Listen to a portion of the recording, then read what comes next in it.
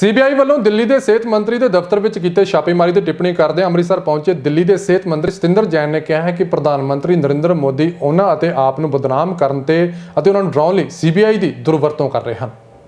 Office के ऊपर CBI के द्वारा छापा मारा गया। पहले तो मैं क्लियर कर देता हूं कि जो छापा था, कई अखबारों में छपा है कि वो मेरे पूर्व ओसीडी के खिलाफ छापा मारा गया है।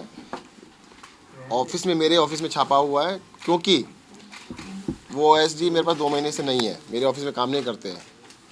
जब अगर मेरे ऑफिस में वो काम ही नहीं करते हैं और मेरे ऑफिस में छापा मारा जा रहा है तो वो दिल्ली के स्वास्थ्य मंत्री यानी मेरे ऑफिस में छापा मारा गया था। और उसका मकसद मुझे समझ से बाहर है कि दिल्ली सरकार के अंदर मंत्री अगर किसी को अपना ओएसडी रखते हैं तो उसमें सीबीआई का क्या रोल है, सीबीआई क्या जांच कर रही है, सीबीआई के लिए क्या ज़रूरत है। अगर एलजी साहब को कुछ पूछना था कि भाई ओएसडी क्यों रखा तो मुझसे पूछ लेते। एडमिनिस्ट्रेटिव मैटर है, एडमिनिस्ट्रेटिव मैटर में बता सकता था मैं कि भाई क्यों रखा है, किस वजह से रखा है, वो मेरी चॉइस है। और आज तक देश के इतिहास में शायद सीबीआई ने पहली बारी किसी ओएसडी की नियुक्ति के ऊपर छापामारी कर रहे हैं।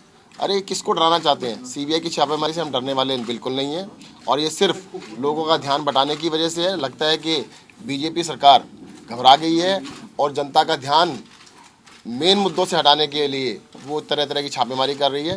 ये कितनी भी छापेमारी कीजिए, हम इससे डरने वाले नहीं हैं। और अगर छापेमारी करनी है, भ्रष्टाचार को ख़त्म करना है तो सहारा और बिरला जो डायरियों में नाम आया है उनकी जाँच कीजिए ना। उन जाँचों से क्यों डरते हैं? उस जांच की तो बात ही नहीं करते हैं क्योंकि उसके अंदर 65 करोड़ रुपए, एक में 41 करोड़ और एक में 25 करोड़ 66 करोड़ रुपीज़ का जो घोटाला है उसकी जांच करने को तैयार नहीं है। और वो जो जांच है, सीबीआई को पता होना चाहिए कि वो इनकम टैक्स की जांच के अंदर मिले। इनकम टैक्स का छापा पड़ा था सहारा के ऊपर और इनकम टैक्स का छापा पड़ा था बिरला के ऊपर, उस छापे के अंदर मिला था तो उसकी जाँच करनी चाहिए और उस जाँच से वो पीछे हट रहे हैं।